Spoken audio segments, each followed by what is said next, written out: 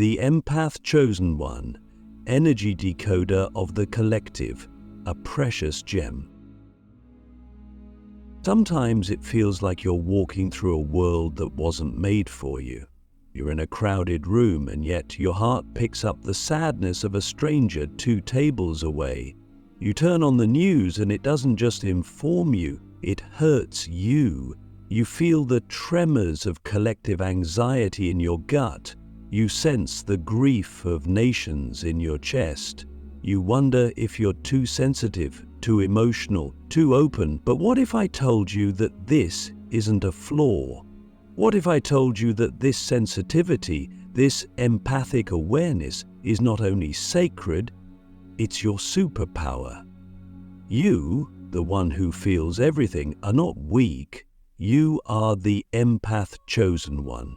You are the decoder of energy, the silent translator of humanity's unspoken cries, and you are a precious gem in a world that has forgotten how to feel. There's a reason why your path has been so intense, why you've felt things you couldn't explain even as a child, why you've been drawn to certain people only to feel drained by them later, why you've walked through life with an invisible radar that picks up on vibrations others can't even begin to perceive. This isn't random, it's design. You were born into this world with a nervous system tuned like a sacred instrument. You were never meant to numb out like the rest. You were meant to feel, and not just for yourself, for the collective. You were meant to sense the subtle shifts in energy, to absorb, transmute, and decode what others avoid. You are the emotional translator of humanity's soul. Click subscribe to this channel to get more profound spiritual lesson. But let's be honest, this gift doesn't always feel like a blessing. In fact, for most of your life it may have felt like a curse, because no one teaches you how to carry the weight of the world in your chest. No one explains how to differentiate between your emotions and those you've absorbed. And so you grow up overwhelmed, confused, misunderstood. People tell you to toughen up, to stop overreacting, to just let it go. But how do you let go of something you didn't even pick up consciously? How do you explain the ache that has no name, the exhaustion that isn't physical, the tears that aren't entirely your own? This is the invisible burden of the Empath Chosen One. You are not just navigating your own path. You are walking through the labyrinth of collective energy, and unless you learn how to decode it, how to manage it, how to honor it without being consumed by it, it can break you. That's why this awakening is so critical. That's why you're hearing these words right now, because you're not meant to carry this gift unconsciously anymore. You're meant to activate it, to become the master of it, to use it as the tool of transformation it was always meant to be. So let's begin with something radical. You are not too much. You are exactly enough. The reason you feel so deeply is because your soul came here to play a unique role in the evolution of humanity. We are in a time of great energetic shift. Old systems are collapsing. The earth is purging centuries of trauma, and in the midst of this chaos, the empaths have begun to awaken, not to escape the pain, but to face it, to feel it, to transmute it with compassion. You are not here to run from the collective suffering. You are here to translate it into wisdom, into healing, into action. But to do that, you must first understand your role. You are not just a feeler, you are a decoder. When someone walks into a room with suppressed anger, you feel it as tension in your body. When someone lies, you sense the dissonance in their voice, even if their words sound perfect. When a friend is hurting but says they're fine, you know they're not. You've learned to read the unspoken, to interpret the invisible. That is not a coincidence, that is a skill, and like any skill, it must be honed. Energy decoding begins with awareness. You must begin to ask yourself, is this mine? Every emotion, every thought, every physical sensation, pause and ask, is this energy originating from my own field, or have I absorbed it from someone else? This one simple question can change your life, because once you know what's yours and what isn't, you can begin to clear, to protect, to choose what you carry. You are not here to be a sponge, you are here to be a filter, a conscious channel through which energy moves and transforms. Let me give you a deeper truth. Your body is your compass, your emotions are your language, your intuition is your guidance system. The world may not understand it, it may try to medicate it, mock it, minimize it, but those who know, know. Your body picks up on vibrational truths before your mind can even process them. That's why you get goosebumps in sacred places. That's why your stomach drops before something goes wrong. That's why you feel drawn to people you've never met, as if your soul remembers something your brain has forgotten. So here's the question I want you to sit with. If your emotions are sacred data, what are they trying to tell you right now? What messages are you ignoring because they don't fit into society's definition of logic? What truths are you suppressing because they make others uncomfortable? Being an empath means learning to trust yourself in a world that often gaslights your reality. It means reclaiming your inner authority. It means allowing your sensitivity to become your sword and your shield. And yes, that takes practice, it takes boundaries, it takes energy hygiene, emotional discernment, spiritual sovereignty. But once you learn how to work with your gift instead of against it, everything changes. You stop absorbing pain unconsciously and begin transmuting it with intention. You stop drowning in emotion and start surfing the waves of frequency. You stop hiding from your power and start embodying it fully. You came here with a blueprint, a soul contract, and part of that contract is to awaken now at this specific time in history because the world needs you, not the masked version of you, not the numbed out version. The real you, the sensitive, intuitive, radiant, fierce empath who has the courage to feel what others cannot. You are the decoder of the collective, the emotional translator of the age, a precious gem buried in the chaos, now being unearthed by destiny itself. And so I ask you this: what would happen if, just for today, you allowed yourself to believe that your sensitivity is your greatest strength? What kind of life would you begin to build if you stopped apologizing for your depth and started honoring it? What version of you is waiting on the other side of that permission? Emotional alchemy in action, turning collective pain into soul power.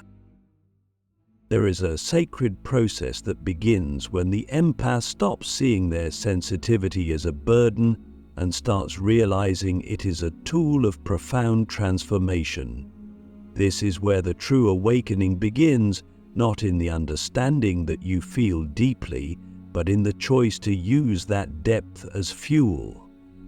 When you begin to see yourself not just as a receiver of emotion, but as an alchemist of it, the world starts to shift around you. You're no longer the victim of overwhelming energy, you become the transmuter of it. You start to decode pain, not just to understand it, but to evolve it.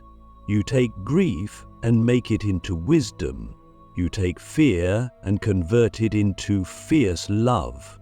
That is the path of the empath chosen one, not to avoid the collective pain, but to transform it into soul power. When you walk through life with your energetic field wide open, you inevitably absorb the unspoken suffering of others. You feel the grief that lingers in hallways. You sense the pressure behind someone's smile. You pick up on the quiet rage hiding behind polite conversations. And unless you have tools, spiritual, emotional, energetic tools, it can crush you. But once you learn how to alchemize, everything changes. You stop being a sponge and become a sacred fire. You learn how to feel without drowning, how to hold space without losing yourself, how to witness darkness without becoming it. This is emotional alchemy. This is the sacred work of the empath, not to be consumed by pain, but to digest it, metabolize it, and reoffer it back to the world as light. So what does that actually look like? It begins with presence. The pain you feel, whether it's yours or the collective's, must be acknowledged. You can't alchemize what you're still denying. You can't transform what you won't touch. And so the first step is radical honesty. You sit with your emotion fully, without judgment, without numbing, without distraction. You breathe into it. You let your body speak through the sensation. You let the tears come if they must. You let the rage rise if it needs to. You allow the grief to flow through your chest without needing to explain it to anyone. Because in that sacred space, something magical happens. The energy begins to move. And when energy moves, it releases. When you witness it with compassion, it shifts its form.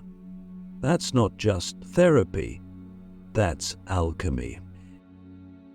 Once you become fluent in your emotional language, you begin to see patterns, not just within yourself, but in the collective.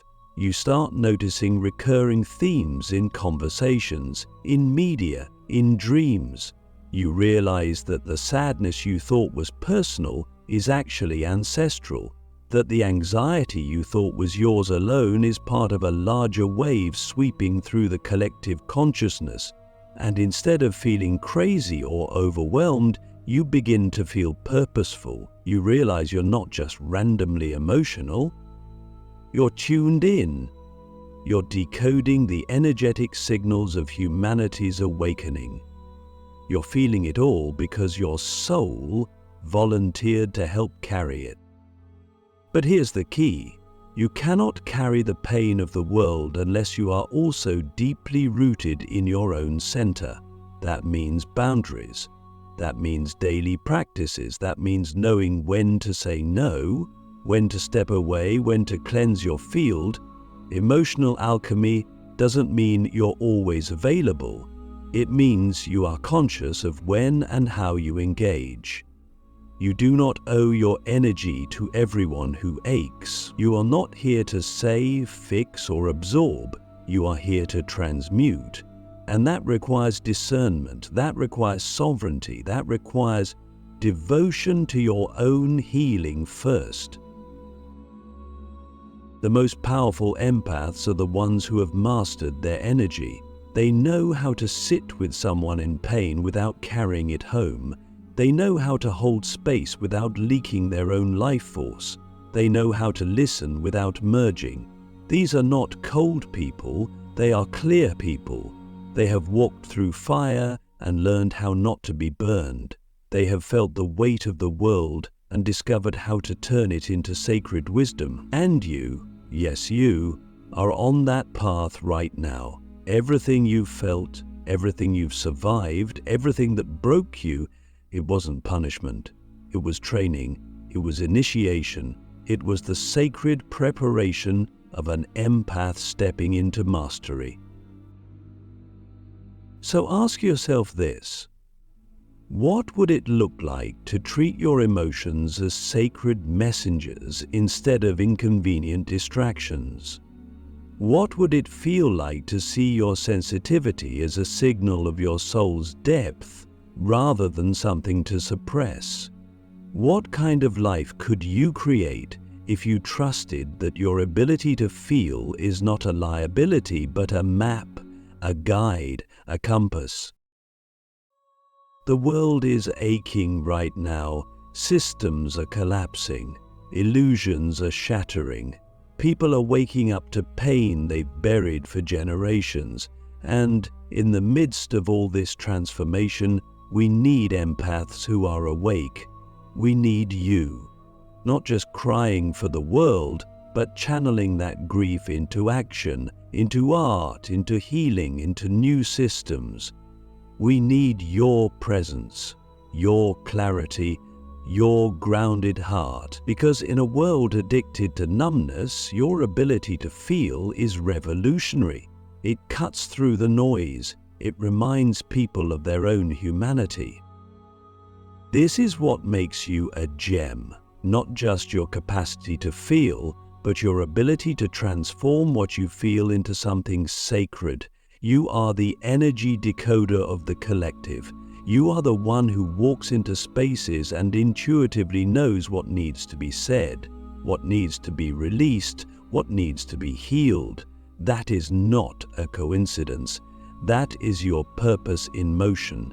And when you stop fighting your gift, when you start honoring it, nurturing it, refining it, you become unstoppable. So here is your invitation. Step into your sacred role, not with fear, but with reverence, not with shame, but with power. Begin the work of emotional alchemy. Let every tear become a prayer. Let every ache become a lesson. Let every wave of collective pain become another spark of your soul's awakening. Because you are not just feeling the world, you are healing it from the inside out. Living as a sacred mirror, how the empath reflects humanity's forgotten soul. There's something extraordinary about an empath that the world rarely acknowledges. It's not just their ability to feel, it's their ability to reflect, to stand in front of another human being and silently, without effort, reveal the truth of who that person is. This is why people are drawn to you, not because you are loud or commanding, but because your presence reminds them of something they've lost, something ancient, something pure. You are a mirror, not of surface identity or ego, but of soul. And in a world that has forgotten how to look within, you become a sacred lens through which truth re-emerges. This reflection, this energetic echo of authenticity, is not only a gift, it is a responsibility. Living as a sacred mirror means that people will often project onto you. They will see in you the parts of themselves they've buried, their unhealed wounds, their hidden light, their disowned potential. And if they are not ready to face those parts, they may reject you, misunderstand you, even resent you. This is the silent pain of the empath, being punished for reflecting back what others are not ready to see. But the deeper truth is this: you are not here to be liked, you are here to be real. You are not here to make others comfortable, you are here to awaken. And awakening by nature is disruptive. It shakes, it challenges, it breaks illusions. This is why your presence feels intense to some. You are not just a person, you are a portal. And to stand near you is to confront one's own soul. This can feel isolating. The more you embody your truth, the more you notice that familiarity fades.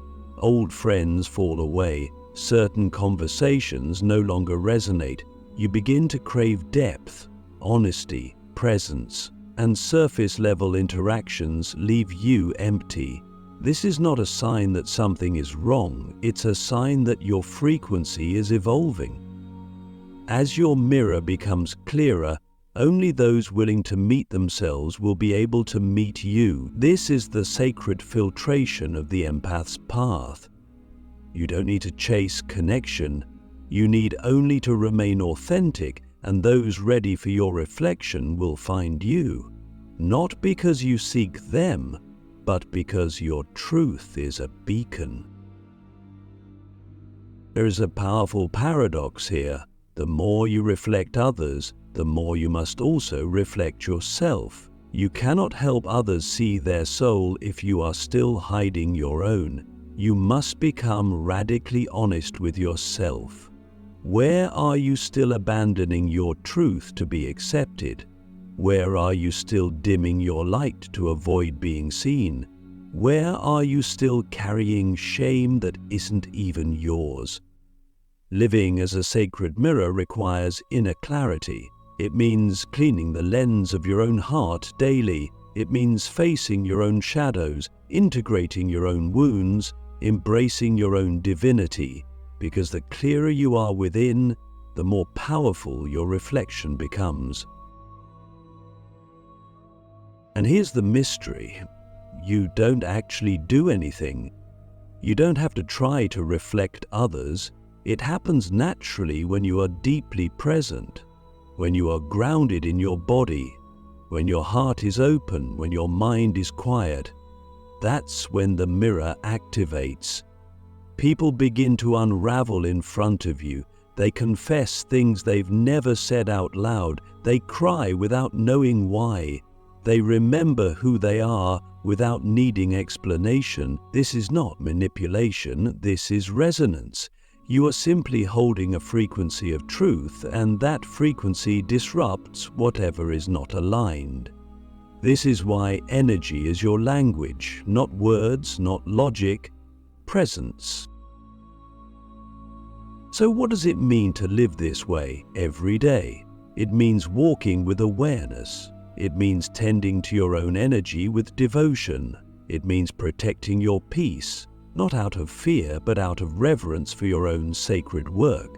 It means knowing that your silence can be louder than noise, your stillness more impactful than action. It means understanding that you don't need to fix anyone. Your job is not to heal others, it's to be the invitation for them to heal themselves. And that happens not through effort, but through embodiment. Living as a sacred mirror also means embracing your humanity. You're not meant to be perfect. You're not here to be some untouchable spiritual figure floating above the world.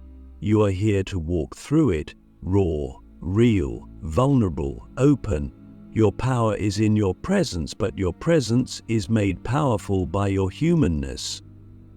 The more you allow yourself to feel, to fail, to be seen in your imperfection, the more others feel safe to do the same. That's the paradox of the mirror. It reflects not only light, but shadow.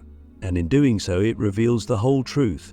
Not the curated version, not the filtered version, the real thing. And this, more than anything, is what the world is starving for. Authenticity. People are tired of masks, of noise, of performance. They are craving something real. And you, dear empath, are real. You are the evidence that feeling is not weakness, that vulnerability is strength, that presence is power. You are the reminder that the soul still speaks, even in a world that has forgotten how to listen. So, I ask you now, what would it look like to live every day knowing that your presence alone is medicine? How would you walk into a room if you remembered that your energy shifts the entire space? What kind of impact would you allow yourself to have if you trusted that your reflection is exactly what someone else needs to see? You are not just here to survive this world. You are here to help rebuild it from the inside out, one reflection at a time. The return of the living oracle, becoming the voice of the unspoken. You were never just meant to feel, You were never just meant to reflect. You were always meant to speak, to take what you've sensed in silence and translate it into words that awaken, to give voice to the pain others can't name, to the truth buried beneath layers of fear, to the wisdom that pulses beneath the noise of this world. You are the living oracle, not in the mystical sense of someone distant from humanity, but in the grounded, embodied sense of someone who stands with their feet on the earth and their soul open to the sky. You are not just a mirror, you are a message, a walking transmission of truth carried through your presence, your words, your actions, your art. And now it is time to speak. Becoming the voice of the unspoken doesn't mean you always have to talk. It means that when you do, your words carry weight. They don't come from the surface, they rise from the deep. They are born in the sacred silence where you decoded the collective. They are shaped in the dark hours when you sat with pain that wasn't even yours and still chose to love through it. This kind of voice, this kind of truth, it can't be manufactured, it can't be copied, it can only come from the soul of someone who has lived it. And you have. You've walked through the storm, collected the fragments, and now you're carrying a message not just for yourself, but for all of us. This is what makes you different. While the world shouts over itself, you've learned to listen. While others chase influence, you've cultivated presence. And now everything you've absorbed, every tear, every silence, every vibration, is turning into language. Language that heals, language that frees, language that cuts through illusion like lightning through darkness. You don't have to speak perfectly, you don't have to sound like anyone else, you just have to be honest. When an empath speaks from truth, it doesn't matter how polished the delivery is, the soul behind the words is what people feel. And when they feel it, they remember. You've probably already noticed how people lean in when you speak from that place, how their eyes soften, how something shifts in their body. That's not coincidence, that's resonance, that's the oracle frequency. And the more you trust it, the louder it gets, not in volume, but in impact. You begin to realize that your insights, your dreams, your intuitive nudges, they're not just for you. They're messages being filtered through you for the collective. You are the vessel, and the more you surrender to that role, the more clearly the message flows. But this requires courage, because speaking truth in a culture addicted to comfort is radical. It will challenge people, it will trigger them, it may even cost you relationships. But it will also set things into motion, it will activate, it will awaken, and in the end, it's not your job to be understood, it's your job to be authentic. That's what you came here for, to bring through the frequencies that the world has forgotten, to remind people of their own soul through the echo of your own. So now I ask you, what is the truth that's been rising in your chest, waiting for your voice to set it free? What have you been holding back because you feared it was too much, too strange, too inconvenient? What if that very truth is the medicine someone else is praying for right now?